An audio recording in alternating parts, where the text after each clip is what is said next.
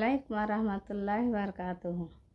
আমি 5 ওয়াক্ত নামাজের তালিকা আপনাকে শেখাবার জন্য বা বোঝাবার জন্য আমি ভিডিওতে বলছি। ফজরের 2 রাকাত সুন্নাত, প্রথমে 2 রাকাত ফরজ। জোহরের প্রথমে 4 রাকাত সুন্নাত, ওর বাদে 4 রাকাত ফরজ, ওর বাদে 2 রাকাত নফল, ওর বাদে 2 রাকাত সুন্নাত। আচ্ছা, আসরে 8 রেখাত আছে। 8 রেখাতের মধ্যে কেউ ফরজ আদায় করছে, সুন্নাত আদায় করে না।